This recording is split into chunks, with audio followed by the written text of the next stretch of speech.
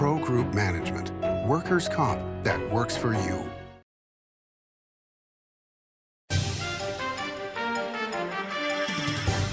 Welcome to Nevada Newsmakers. On the broadcast today, Tyler Klimas of Leaf Street Strategies here for the whole show on an all-new Nevada Newsmakers. Ring in the new year with newfound cash during the New Year Cash Extravaganza only at the Carson Valley Inn. Win up to $7,500 in giveaways every week. Then win big with $10,000 in cash and free play during the grand prize party January 31st. Start 2026 with a bang only at the Carson Valley Inn. The Nevada Builders Alliance has been protecting the interests of the construction industry for over 50 years. Our programs save members thousands of dollars every year and allow them to provide much-needed benefits to their employees. Our industry also allows Nevada to grow. If you're thinking about a career in the construction industry, reach out. And if you haven't thought of a career in construction, what are you waiting for? We are the Nevada Builders Alliance. Welcome to Story County, where history meets innovation, and a pioneering spirit continues to shape our future. At the heart of the Tahoe Reno Industrial Center, we power the future with global leaders in technology and manufacturing, driving progress that reaches far beyond our county lines. From advanced manufacturing to tech innovation, our industries are creating thousands of quality careers, fueling a vibrant economy that benefits every Nevadan. But it's more than just growth.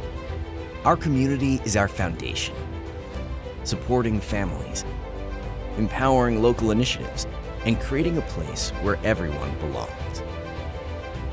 Be part of a legacy built on bold ideas and boundless possibilities. Join us in building a brighter future right here in Story County. Story County, helping build Nevada's future.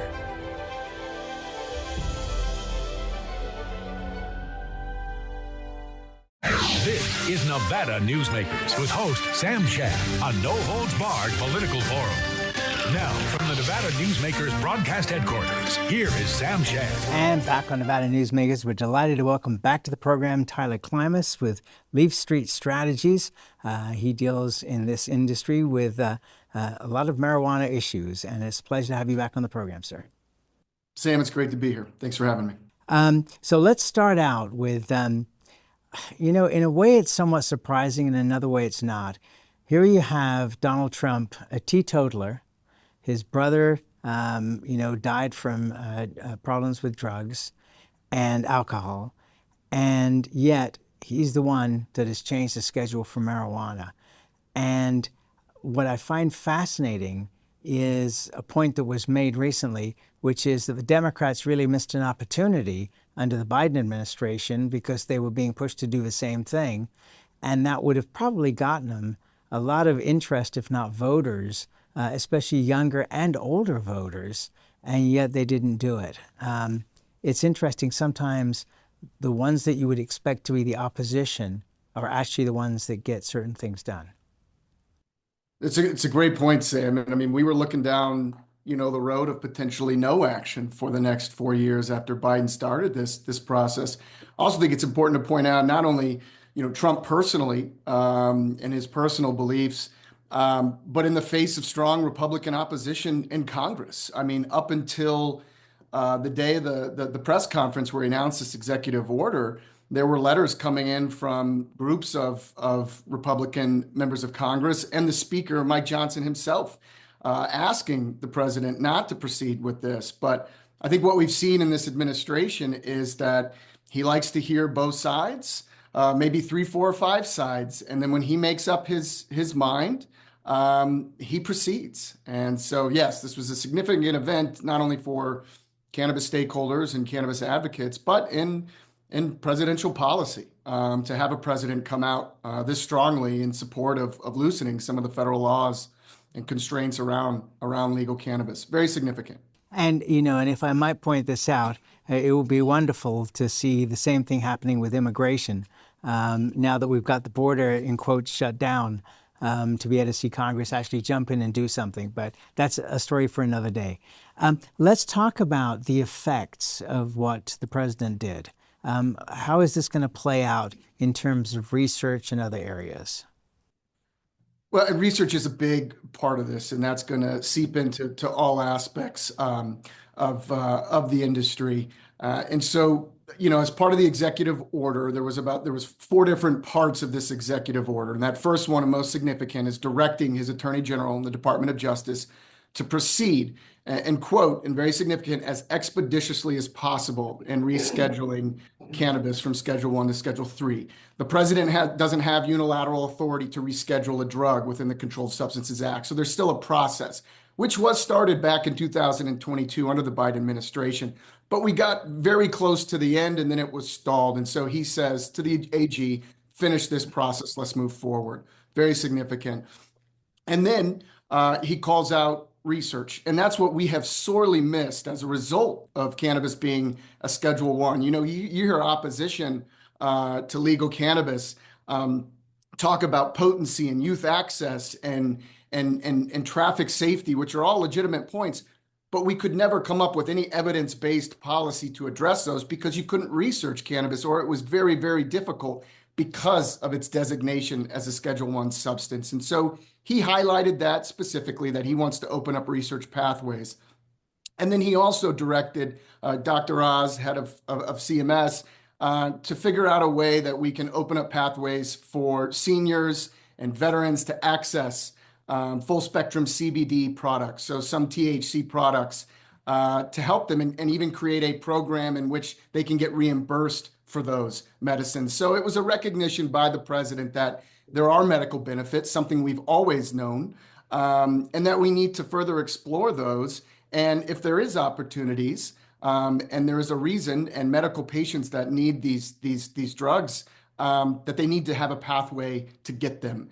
And if it ends up or results in less prescription medication, that's a great thing. And so many different aspects of this executive order are going to have impacts downstream. And, let's go back to the beginning of the war on drugs. This was under the Nixon administration, and it was a purely political move, as we now see from, a historic point of view, to shut down African Americans and Hispanics from being able to become citizens and vote. And so this is really a huge, 60-year process that's been going on to get to a point where, as most people who have ever indulged in marijuana know, that has far less effect, for example, than alcohol. And we know that. One of the other things, and you brought this up in terms of traffic safety, I truly expected, sorry if I'm saying this, but I truly expected that driving on the freeway after the legalization process in Nevada, I was going to see a lot of cars going at 20 miles an hour. And the reality is that hasn't been the case at all. I'm sure people are getting pulled over for doing 20 miles an hour, but not necessarily behind marijuana. Have there been national statistics on the effects in states that have legalized marijuana of traffic safety? There have. And, this is part of the problems of allowing states to legalize cannabis, put programs in place in the majority of states, but not have the ability for our federal government and our federal traffic safety agencies to do research and come up with evidence-based policies. And I keep saying evidence-based because we have made policies for over 10 years on legal cannabis with state legislatures that don't have research to lean back on. But yes, there are studies done in multiple states. And unfortunately at this time, and this goes even beyond traffic safety, on a Tuesday, you'll read a report that cannabis is the worst thing, and it's resulted in all these new traffic fatalities. And then on a Wednesday, you see a report from Colorado and Washington that shows no meaningful increase in traffic fatalities as a result of cannabis legalization. And so we're hearing it from both sides. What is clear, and if you do look at the federal agencies and the traffic safety agencies, it's still speeding. It's still distracted driving. That's why we're getting worse. And fatalities are going up across the board in all different states. And, on cannabis in particular, we don't even have a way to test it as far as at that moment in time, right, Sam? Because what we do know is that cannabis stays in your system for a number of days and a number of weeks. So even if you do have a traffic fatality and you test that blood and they do come back positive for THC, we don't know if that was consumed an hour before they got in the car or 2 weeks before. And so again, that is part of this executive order. It's the part of the benefit of rescheduling cannabis from Schedule 1 to Schedule 3. We can now perform that research. We can develop better detection methods to make sure if there is an issue that we're able to address it appropriately and consistently, among the states. As you're talking, it's reminding me of something that happened when I first came to America in 1974, and I was working on a construction crew. I know, worst go forever. But I was working with a craftsman who had just spent 2 years in jail for possession of one joint. And you think about that and reflect on where we are today from where we were then. It's stunning what we were doing back then. Yeah, and the criminal justice aspect, a huge piece of cannabis legalization, and we've made some great progress nationally, and we also have a long way to go. And this particular action, this executive order, while it certainly doesn't directly impact criminal justice, I think the way that a lot of people would want, and that's not a criticism of the executive order, it's just the rescheduling. Rescheduling in itself doesn't do anything directly, but indirectly, Sam, what we're talking about here is the momentum that a rescheduling, that a better recognition of what cannabis and marijuana is for medical patients and adult use patients and what it's not, and how that momentum directly results in some congressional action that we need, some better bills on banking and federal framework and more federal agencies and criminal justice. And so that's the hope here. This is a significant piece, but it's just pushing that snowball just over the mountain. And now hopefully we get to watch that snowball roll down and get bigger and bigger. One of the things that I noticed about the legalization in Nevada was, the police just stopped.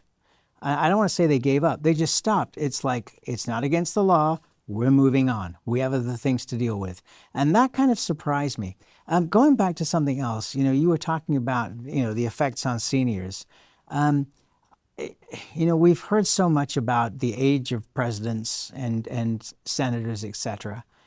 But when you've lived a long life and you've seen a lot of things and you've had friends who have had illnesses and where there were cures and where there weren't cures, that perhaps in a way the president saw this and said, well, I've known people in my lifetime who have benefited from marijuana. They may have been cancer patients that were having chemotherapy and were able to get aid because of utilizing marijuana, even when it was illegal, and that may have had some bearing on his thoughts. It absolutely did. And in fact, that's exactly what he said during that press conference, Sam. And he made it clear, and it should be clear, he didn't legalize cannabis nationally. Moving cannabis from a Schedule 1 to a Schedule 3 still means it's a controlled narcotic. And so that's not what this was about, certainly not in his mind. This was about just that. He had heard from a number of people, a number of friends. He brought his friend Howard Kessler to that press conference about the benefits of full spectrum CBD and THC on illnesses and especially on recovery as opposed to prescription drugs. And that's what he said. He goes, this is sorely needed. It's being used. But the access isn't there for those who need it. So here is our step. Here is me, the chief executive, taking a step to ensure we're researching this, and not only researching it, providing opportunities for those populations, seniors, veterans with PTSD, the ability to get research-backed drugs for them where they're not able to access them appropriately and safely today. All right, let's take a break. We'll come back much more on this topic after this time out.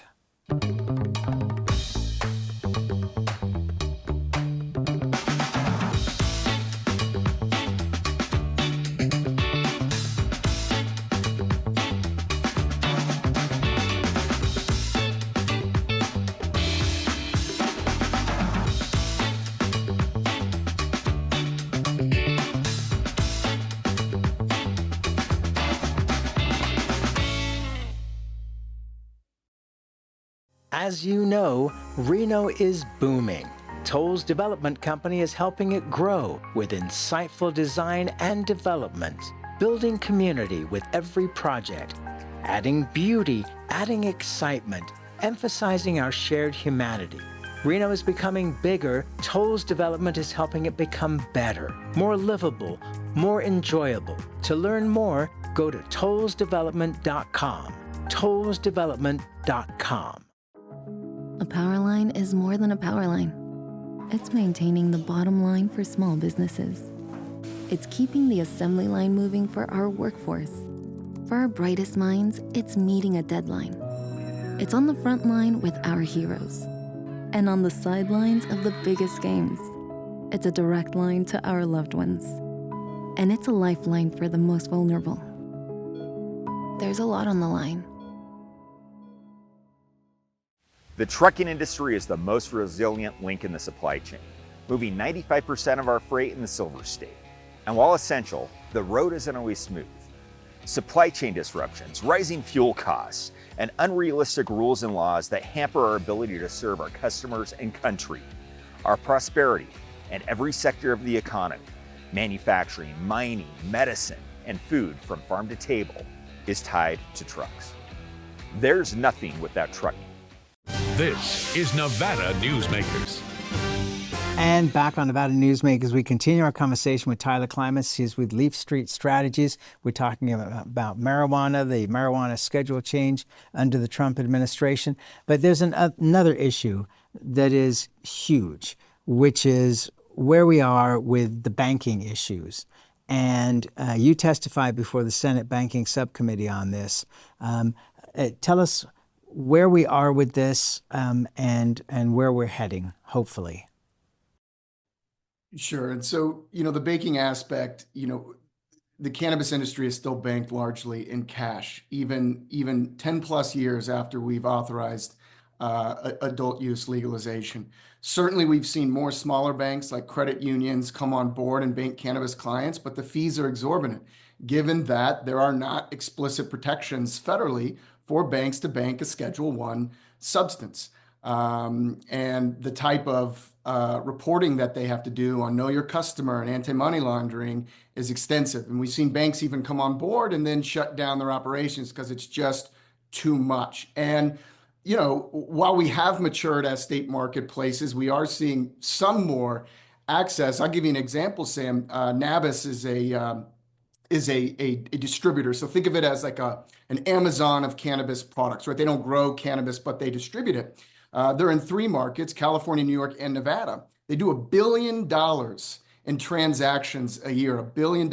400 million of that is still in cash, transferring cash across cities and counties, all because there are no protections federally for banks and the bigger banks to come in and bank these cannabis clients. Now, rescheduling cannabis from 1 to 3 does not all of a sudden lift those restrictions. There are still concerns. The way state markets operate as adult use markets, it's still federally illegal because a Schedule III substance should be FDA approved, right? You can't go to any grocery store and pick up Tylenol 3 with codeine off the shelf. You need a prescription. And so we're still technically operating illegally in the federal government's eyes. So, again, the momentum side of this rescheduling, we hope that conversations around congressional federal banking legislation pick up. And, Senator Cortez Masto has been a huge proponent of federal banking. She sits on the banking committee, simply recognizing that we don't need cash going through in armored cars through our communities.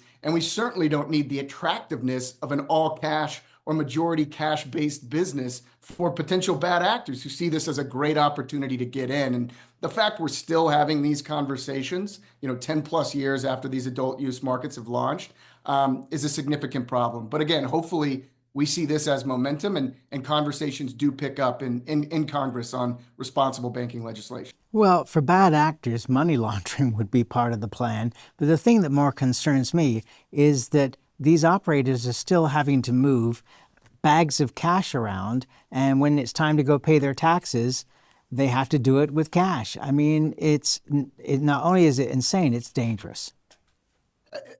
Absolutely. And it hurts compliance, right? It hurts the safety of employees and business owners. It's the safety aspect of the community. And even when they do find opportunities to bank or pay electronically online, it's such a hassle. A lot of them just say, you know what, just come pick up cash. And then you've got, other licensees that may not have issues with their banking having to pick up a bag of cash, and they've got to figure out what to do with it. And so it's really a black eye still on this marketplace, no matter if you're a proponent or opponent of cannabis. It simply seems like it's a common sense measure that's just not been addressed. All right, let's take another break. We'll be right back. More on marijuana and where we are with it after this timeout.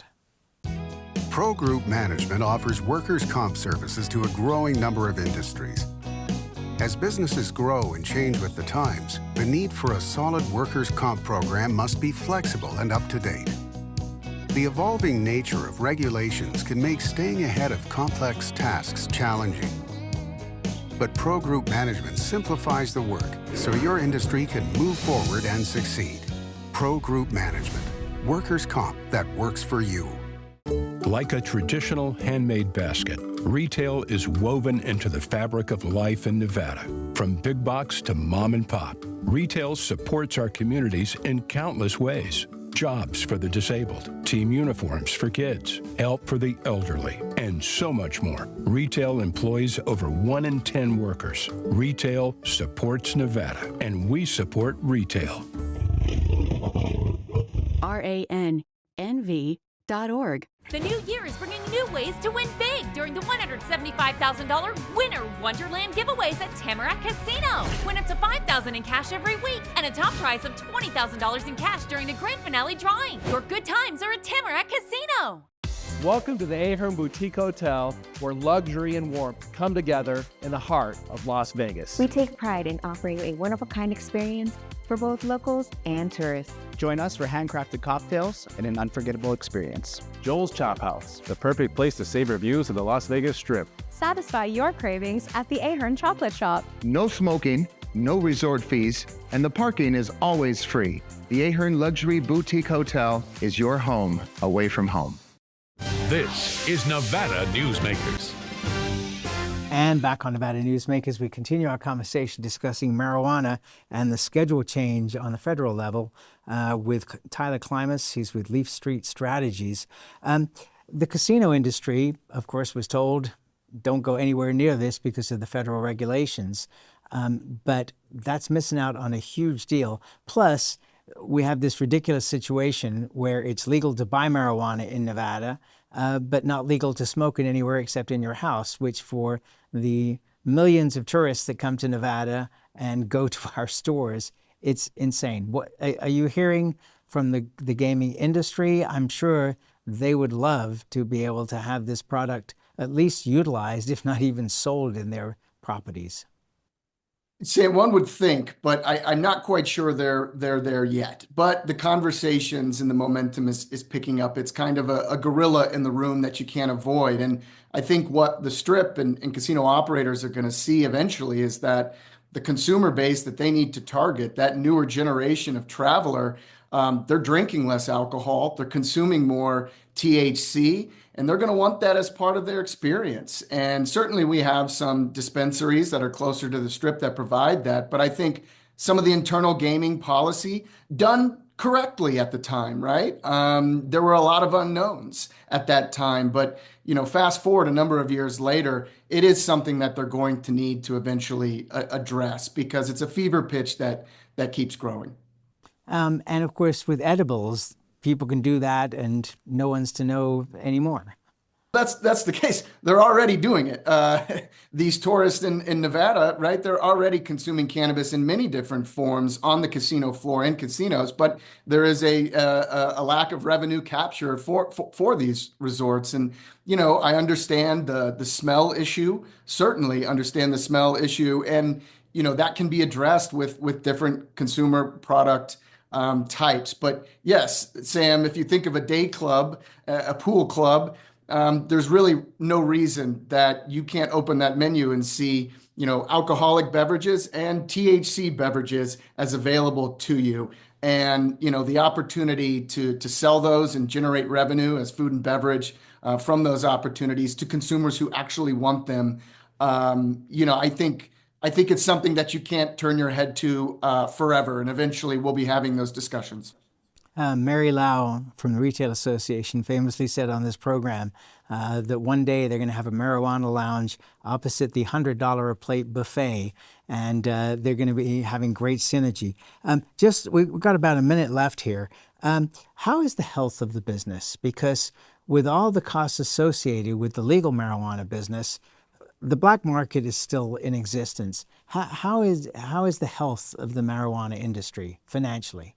I mean, we're seeing a lot of price compression across the states. In some states, not Nevada, much more than others. Nevada has still seen price compression a little bit. And we haven't seen necessarily a huge drop in transactions. So we're just seeing pricing drop, Sam, as they try to compete with the illicit market. But that's what a rescheduling from Schedule 1 to Schedule 3. And what we didn't touch on today was the applicability of 280E, which does not allow for cannabis businesses to write off normal business expenses on their tax rates. They face an effective tax rate of 50 to 70% because it's a Schedule 1 substance. Moving it to Schedule 3 allows them to write off those normal business expenses, have a normal tax rate like any other business, and they can take those funds and be much more competitive against the illicit market, lowering prices responsibly, but investing back into their companies and businesses. That with some regulatory reform that's continually needed, that's how we really start to address the illicit market constructively and effectively. And that's where we have to leave it. Tyler Klimas, thank you so much. Please keep us up to date on this. We always welcome you back. Sam, thanks so much. Take care. Take care, and we'll be right back. Each day, the Children's Advocacy Alliance partners with leaders, legislators, and families across Nevada to improve children's health, education, economic well-being, and safety. We recognize Nevada will be no better than the state of its children. Be a part of this change. Be a supporter of the Children's Advocacy Alliance. For more information, go to caanv.org. Imagine a magical garden that feeds Carson City's hungry and homeless, teaches our high school students agriculture, creates hanging floral displays to beautify downtown, and yet charges nothing. It's not magic. It's the Greenhouse Project.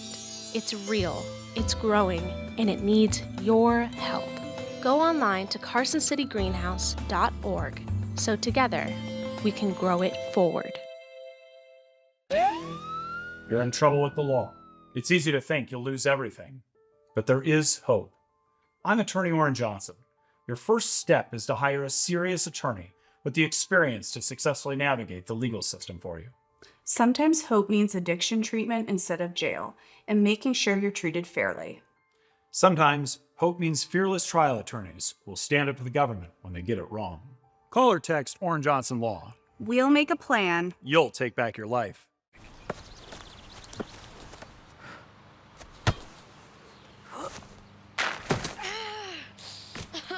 Mom! It happens. And when it does, there's UMC Quick Care. Check out our archives section on NevadaNewsmakers.com. Great interviews going back as far as 2002. Really worth watching. See you in a minute.